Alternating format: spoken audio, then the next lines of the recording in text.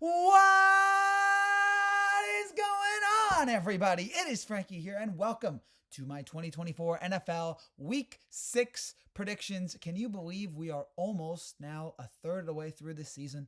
It goes by quickly, and what a sensational Week 5. Anyone who wants to complain about the quality of the league after this past Sunday can go scratch. That was an incredible Sunday of football. So many dramatic storylines, so many great games.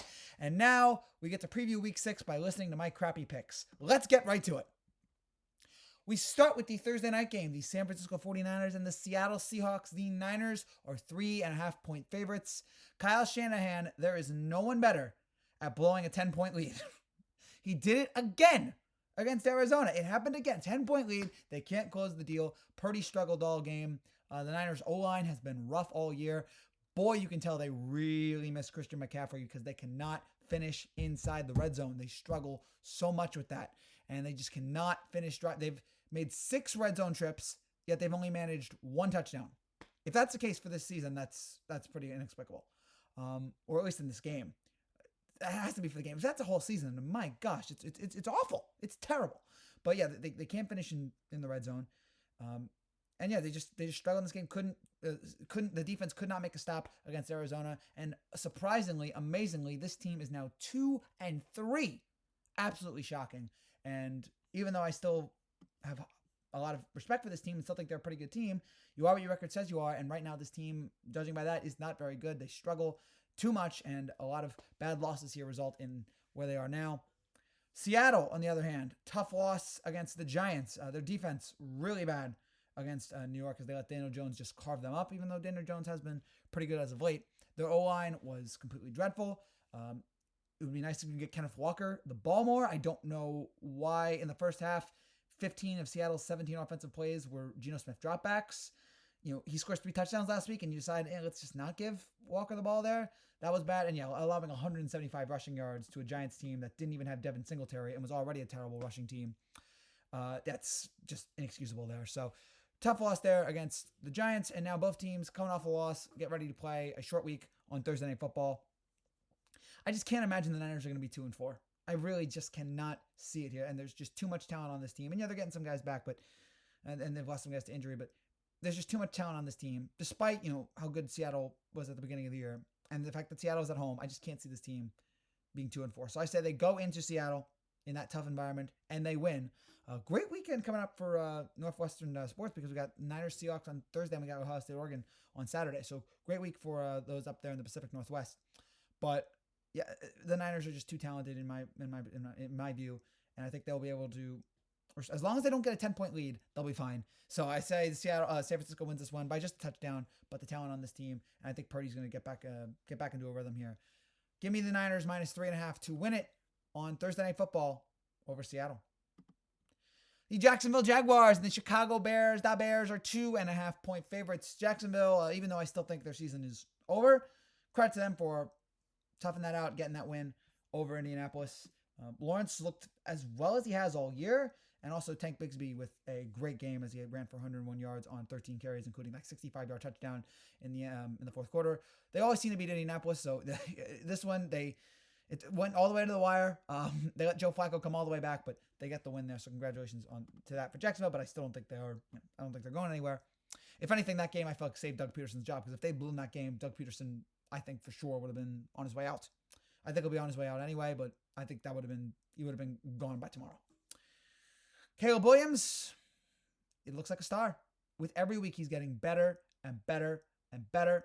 His chemistry with DJ Moore is improving. He's got a lot more confidence in his game. The second touchdown, especially, that he had to DJ, that was a beautiful throw. 20 for 29, 304 passing yards, 2 TDs, 126.5 passer rating. And I'm glad to see that after a rough first few weeks in which this guy had, in which everybody was making fun of him and saying, he's a bust. He's improved. He's responded well. Against Carolina, and albeit it's Carolina, against with the deep ball, he was 4 for 4 with 108 yards and 2 touchdowns. That's what you want, and he really struggled with the deep ball early on, first few weeks, and now he really stepped up here again, albeit against Carolina. Great game from DJ Moore. The Bears really pressured Andy Dalton all game, and so yeah, Chicago with another win here, and now they go to London to take on Jacksonville. Another London game, another 9:30 game. And this one, to me, isn't as appealing as Jets-Vikings, but that's because I had personal investment in that one.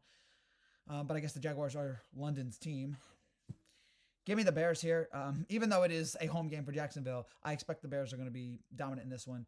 I see another great game from Caleb Williams. I think we are going to see good stuff from Moore.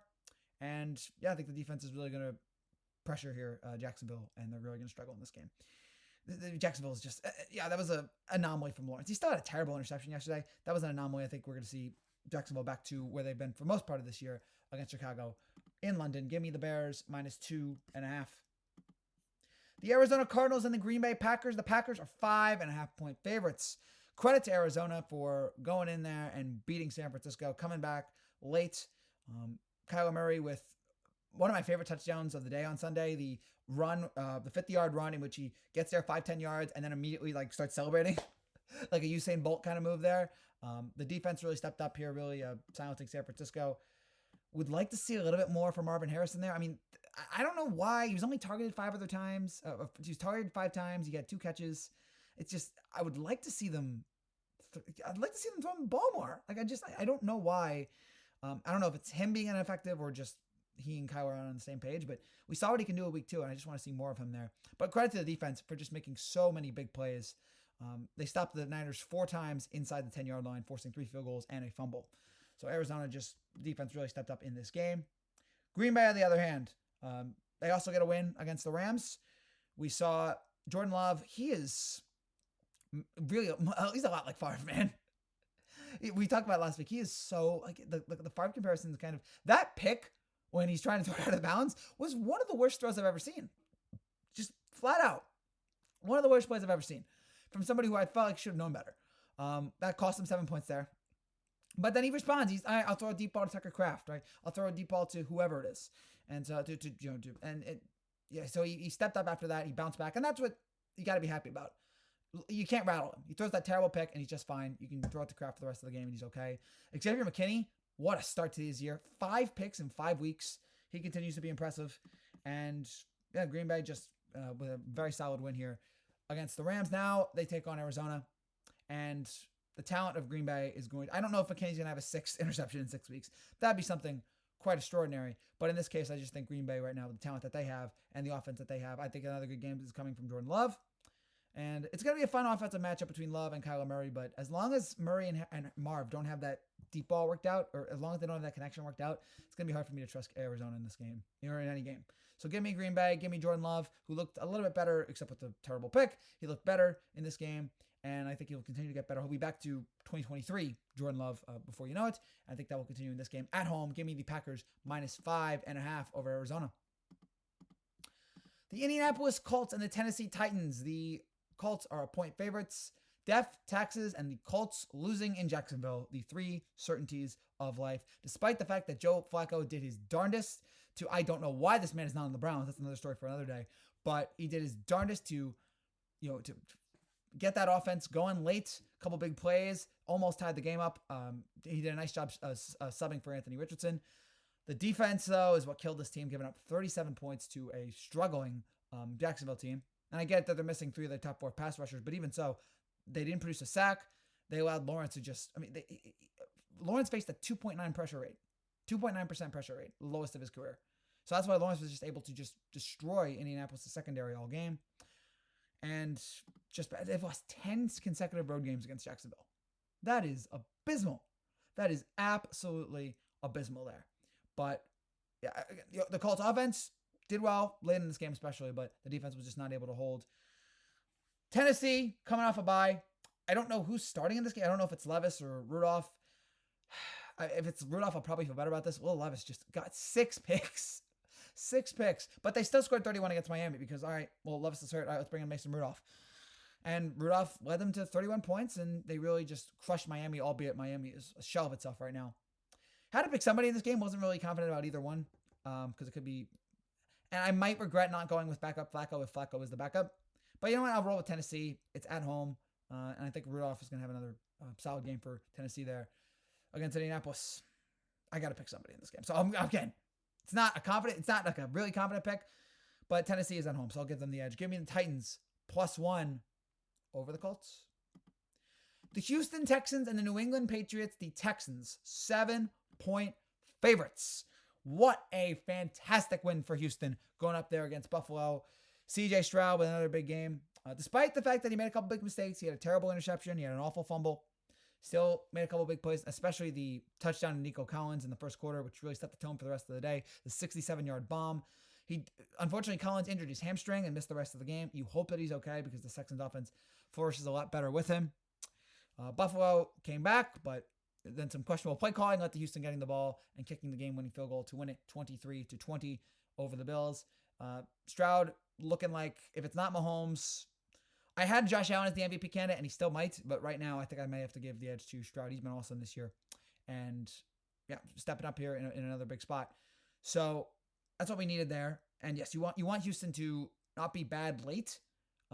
This team has given up 23 points in the final two quarters. In 4 of their 5 games, they've given up 23 points in the final 2 quarters. Can't put away games, and we saw that here against Buffalo. But still a great offensive team. New England just barely watched any of that game. Thankfully, Red Zone did not show that much. They lost that one to Miami 15-10. It looks like we're coming to, because you can't put Jacoby Brissett up there too much. It looks like we're getting near to the Drake May experiment, which will be exciting to see, even though you just pray that he's able to be decent against that offensive line. Whether the Drake May game is this week or next week, it doesn't matter. I'm rolling with Houston. 7-point favorites in New England. I am taking Houston to dominate over a sorry Patriots team right now. Give me the Texans -7. And let's hope Nico Collins is there. The Cleveland Browns and the Philadelphia Eagles. The Eagles are 8.5-point favorites. This is a game between two teams that are kind of free-falling right now a little bit. Well, Cleveland's completely free-falling. I'm now ready to officially declare the Cleveland Browns season is done, over, finito. You can now just please bench Watson. Last week I kind of defended Watson. I said, you know what? There's a lot of problems with, and there are still a lot of problems with this team, but my God, he is garbage. He is not playing well. The fumble pick, whatever the hell that was just treacherous. He's not anywhere near what he's being paid. And that contract, I wish I could get that contract, being paid that much to do so little. They're terrible on third down. They had 12 third down attempts in this game, and they failed to convert all of them. This team gives up a lot of rushing yards, and I expect that's going to continue here against Philadelphia. But yeah, Stefanski is looking like he's going to be on his way out at the end of the year. The whole Browns organization just blow it up because, I mean, just giving, every week I'm just going to say that, what the hell were they thinking giving Watson that contract? Inexplicable, brain dead, dumb. Eagles, though, coming off a bye. They've been playing badly. There's a lot of injuries with the team right now, but they're not. I mean, they got blown out by Tampa. They're turning the ball over. Hurts as God, Jalen, stop turning the ball over, please. It's frustrating. I like the kid, but it's just the mistakes are just piling up. We saw a few more against Tampa. I didn't give Saquon the ball enough in that game. It's just a lot of problems in this game, but I expect them to win because. So yeah, these are two teams that are collapsing, but Cleveland is far worse. I do expect Cleveland's going to cover because Philadelphia doesn't seem, I'm not that confident in Philadelphia, and 8.5 is a big spread. So I'm going to say Cleveland covers, but Philadelphia gets the win at home because, boy, fans are going to burn the stadium down if they don't get this one. Give me the Browns plus 8.5 over Philly. The Washington Commanders and the Baltimore Ravens. The Baltimore Ravens are 6.5-point favorites. Ladies and gentlemen, start spreading the news. I know it's New York, but whatever. The Washington Commanders are 4-1 for the first time since 2008. They have now scored 30 points in 3 straight games, the first time that has happened since 2005. If I'm not mistaken, I believe that's the Joe Gibbs era, not the first Joe Gibbs, the second Joe Gibbs era. Wow, wow, wow. This offense is electrifying right now. Jaden Daniels gets better and better with every start. This was not his best start, though, to be fair. But he did finish for 238 yards. He ran for 82. And he's the clear favorite right now, especially if we don't know how long Neighbors is going to be out. He's the clear favorite right now to be Rookie of the Year, at least offensively. The offense just makes so many big plays. Frankie Lulu, I love a guy named Frankie, and he really stepped up here with 2.5 sacks and a fumble recovery. Washington just, we know Cleveland's a bad team, but you can only play who you can play against, and Washington just completely dominated and embarrassed that Browns team. Ravens, talk about the game of the year so far and the win of the year. That was a crazy performance from Baltimore, but they got it done. Lamar was insane, 348 yards, 4 TDs, no picks, 26 for 42 on the day. The second touchdown that he had to Likely, where he fumbles the snap and he rolls out and he throws. This is why I hate when people criticize Lamar. Okay, yes, in the big game, he leaves a lot to be desired. But you know what? The guy is so clutch. He's so big time. He makes so many great throws. How can you hate this guy? How can you criticize? To me, the second best quarterback in the league. He's unbelievable. And yes, he had a horrendous fumble in this game. But fortunately, this team bailed him out, and we'll get to the Bengals' troubles in a little bit. But they bailed him out. But he was awesome. They were only in that position because of him. Henry had that big run at the end of the game, and that was just a monumental comeback win for Baltimore. And also credit Justin Tucker. Welcome back. We've been critical of him. He came back in a vengeance, made that big kick to tie the game. And this team just, right after the turnover, was able to shut down Cincinnati, get them to miss the, or I guess that was more Cincinnati's problem. But yeah, this was a monumental win. And their running game is superb right now with Derrick Henry especially. It's great to see Derrick Henry at 30 play this well, just to see a future Hall of Famer. We're probably not going to have a lot of future Hall of Fame running backs anymore just because of the longevity of these guys. But he's definitely a future Hall of Famer. He's sensational. We saw that yet again in this game. Just a great Ravens team. And that was a fantastic win. I feel dirty picking the Commanders plus 6.5.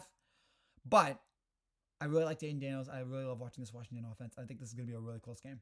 I think the Ravens win it at home. But give me the Commanders to cover a huge 6.5 point spread.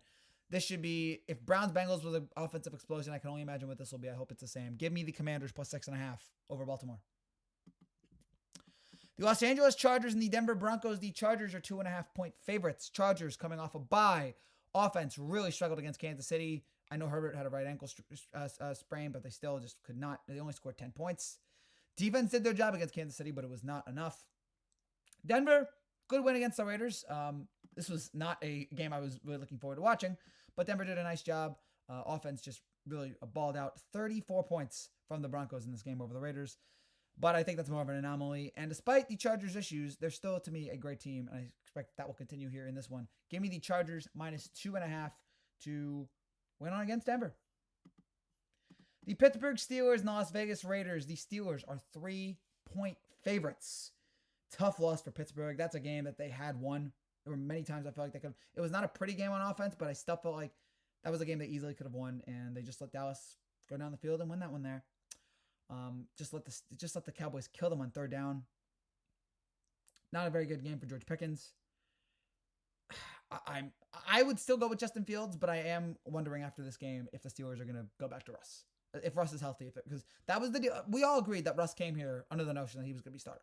So I imagine that if he's healthy, I imagine he's going to be there. And also, I would still go with Fields because I feel like Fields he was bad. He was bad against Cowboys. 14 for 25, 138 yards. He did have 2 touchdowns, but I just feel like for me, he's been good for the most part this year. He's been an electrifying force on offense. He's been getting better. So I imagine that for me, I would keep him. I keep him there. I just think you got to roll with him here. But yes, he struggled. The offense they need him to step up, but he couldn't do it. So we'll see what Mike Tomlin does if Russ is healthy. I would stick with Fields, but now it's a question. That was the biggest thing, is that it wasn't a question up until today. Now it's a question. Up until that game against Dallas yesterday. Awful loss for the Raiders, but we know that. It looks like the Gardner Minshew era is coming to an end. It looks like Aiden O'Connell is coming in. It doesn't really matter because the Raiders are going nowhere, and whether it's Russ or whether it's Fields, the Steelers should win this one going away. Give me Pittsburgh -3 over the Raiders. The Detroit Lions and the Dallas Cowboys. The Lions, 3-point favorites. Lions coming off a bye. An excellent offensive performance from Detroit against Seattle. Jared Goff with a perfect 18 for 18, 292 yards on Monday Night Football. He improves to 3-1. The Lions improved to 3-1 on the year. We saw the great pass from Amon St. Brown to Goff, the Detroit special there. Offensive line really protected Detroit there, helping Gibbs and Montgomery run for those touchdowns in this game. Cowboys, it was an ugly win, but they got it done. Dak, I thought for sure watching the game, I'm like, there's no way Dak leads them down the field, but he did. So credit to Dak for getting, and despite, you don't have Michael Parsons, you don't have DeMarcus Lawrence, you don't have Brandon Cooks, you lose two of your top rookies in the game, and yet you still won it.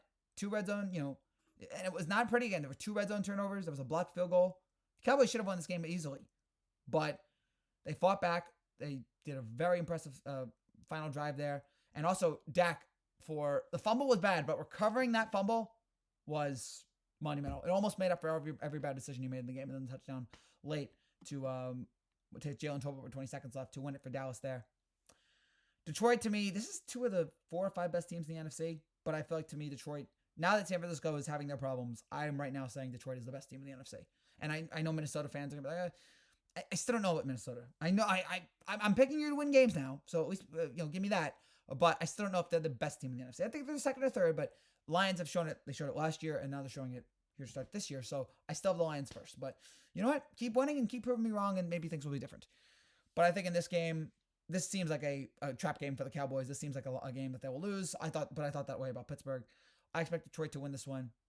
It'll be an offensive explosion, but it'll be an offensive battle. But Detroit gets the win. Give me the Lions -3. The Atlanta Falcons and the Carolina Panthers. The Falcons 5.5-point favorite. An incredible win on Thursday night that was, for me, overshadowed by the great Mets-Brewers Game 3 with Alonso hitting the home run, so I wasn't able to watch it fully. But watching the highlights, Cousins I got to stop criticizing Kirk Cousins. That was a sensational performance. 509 yards, 4 touchdowns.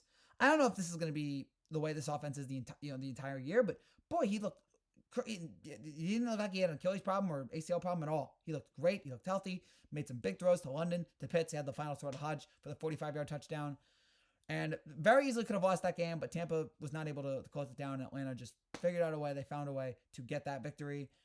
Carolina just, tough loss there against Chicago.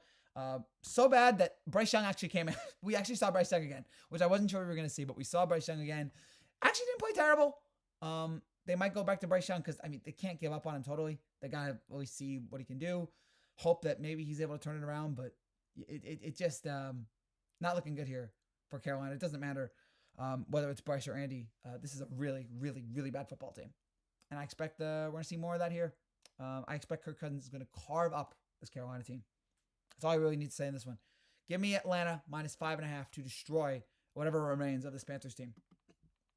Cincinnati Bengals and the New York Giants. The Bengals are 3.5-point favorites. Oof. Tough one. Tough one for Cincinnati. Burrow has 5 touchdowns and you lose the game. The defense, awful. Just letting up so many big plays. Both Baltimore and Cincinnati's defense was atrocious. Zach Taylor, what are you doing there at the end of the game? You get the fumble and you just go conservative, like 3 rushing plays in a row. Like, why not try to get the touchdown? Like 50, whatever it was, is no gimmick. There's no gimme. And we saw that with the holder not being able to stop. And by the way, you're icing your own kicker? It seemed like Zach Taylor had money on Baltimore in that one. That was the only reason for just how bad the play calling was there at the end. A couple of AFC teams had some really bad play calling. We'll get to the Bills in a second. But there was just so many. The play calling at the end of that game there just made no sense. Saw a lot of people saw it on Twitter. Fire Zach Taylor was trending. They're not going to do it. But, the way the Bengals are just playing so badly right now, it just seems like something got to change here for the Bengals. If this season's going to keep going the way it is. I feel so bad for Burrow again because Burrow played so well today and it didn't matter. How about the Giants? How about those New York Giants, folks? Daniel Jones actually has been good lately. I don't. Don't tell anyone. I actually like how Daniel Jones has been playing. Shocking, right? He's playing well. He threw a couple deep balls. When his receivers aren't dropping passes, he's actually completing some nice deep balls. The offensive line has been stellar. The defensive line, what was it, 5 sacks in this game? The secondary has been playing better. And they did this without Neighbors and without Singletary, and they played this while they went into Seattle and won. That was impressive. And that made me rethink this Giants team. I'm going to root against this pick. I hope the Giants win it because, boy, what a way this would be to turn this season around and make you think, all right, maybe there's hope for this Giants team going forward than to be 3-3. But for me, this also feels like a giant letdown game where, we'll win this one, and so I'm not going to trust it. And so I keep saying this all year. Cincinnati can't be this bad, folks. They really can't be this bad. So I think at MetLife, I think the Bengals win this one. And despite the problems with the Bengals defense, and maybe we'll see a good game from Jones because of how bad the Bengals defense is, I expect that it will result in a Bengals win still because of Burrow and Chase and that. And by the way, re-sign Jamar Chase, all right? There's not a lot right with this Bengals season, but re-sign Chase. He's been good. or give Chase his money. Give me the Bengals -3.5 to win on Sunday night against the Giants. And on Monday night, the Bills play the Jets. The Bills are 2-point favorites. Speaking of bad losses today in the AFC, defense, rough. Really struggling in this game. They've been struggling for a lot. Josh Allen, I'm pretty sure he had a concussion. Why is he throwing the ball 30 times, A? And what do you have, like 9 completions? So, and then B, how does that man not have a concussion? The concussion protocol in the league is a joke. He so obviously has a concussion. What the hell was that? He's so clearly, what are we doing? What are we doing? His head slammed the turf so hard. How does he come back in there? And then McDermott. I mean, just play for overtime. Why are you throwing the ball 3 times inside your own red zone, inside your own, right near the goal line? Why are you throwing the ball? Just play for overtime. Inexplicable, stupid play calling from McDermott. And Bills fans are as ticked off with him as they've ever been. And I totally get it. I totally get just the terrible play calling from him. But the Bills, they lost this game. Just I don't know how, because they should have at least gone overtime. And they did a great job coming back late. They struggled early on, the defense at least did, and they came back, but it was not enough. Also, they let Houston kill them on third down. What did they go, 8 for 16 on third down and 5 and 9 on third and long? Terrible game. The offense has got to get better. The offense has got to improve. And even without Khalil Shakir, you still have to be able to come through and be the Bills offense that we know they can be. But 2 rough games in a row makes you really concerned about this team. I was confident in this team. I had faith in this team, and now after the last 2 weeks, my concern is back. Speaking of concern, Jets. Terrible game from Rodgers. All the spot, terrible. 3 picks, all his fault, I felt like. I know he's a 40-year-old guy, but I expected... The Patriots game was fool's gold because he's really not been good here in the last 2 weeks. And Breece Hall, just leave him in London. 23 yards on 9 carries. That's 27 yards over 19 carries in the last 2 games. And Nathaniel Hackett needs to go. Why is this man... That's my other problem with this team. They're so poorly coached. Even if Rodgers was better. This team is so poorly coached between Saleh and Hackett. After this year, if the Jets don't make the playoffs, which it's looking more and more like that's the case, although it is early, got to clean house. Got to move on. It's clear this coaching staff is not the right fit for the job. Got to move on from Hackett, Saleh. It's a disaster. It's a disaster watching this Jets team right now. At least coaching-wise. And yeah, I knew they weren't going to beat the Vikings because Minnesota's just so much, but I expected a little bit better on offense. And the defense, not surprised against that Vikings team. But the weird thing is, Darnold didn't even have that great of a game. Darnold had a bad game, and yet, still couldn't get close, or tried to, but still couldn't put it off. You had a chance to win it there, and you just couldn't figure it out. Just an awful game from them, especially Rodgers. Trade for Devontae Adams. Why the hell not? That's the only way you can improve. Gotta go with the Bills here. Allen is my MVP pick. Gotta roll with it. Bills are one of my top teams in the AFC. Gotta roll with it. If the line was bigger, I might consider going with the Jets, but 2 is not big enough for me to say, oh yeah, the Jets will win this one straight up, especially with how bad Rodgers has been, how rough this team has looked as of late. So despite the fact that both of these teams have problems, the Bills have fewer problems in my mind, and we did see them be great as recently as 2 weeks ago. So give me the Bills -2 over the Jets on Monday night. That's it for now, guys. Thank you so much for watching. If you're new to the channel, good to see, make sure you subscribe down below. I'll be back tomorrow for Bucks and Saints prediction. I'm waiting until Saints Chiefs on Monday night to make that pick. So I'll see you then. Take care and God bless.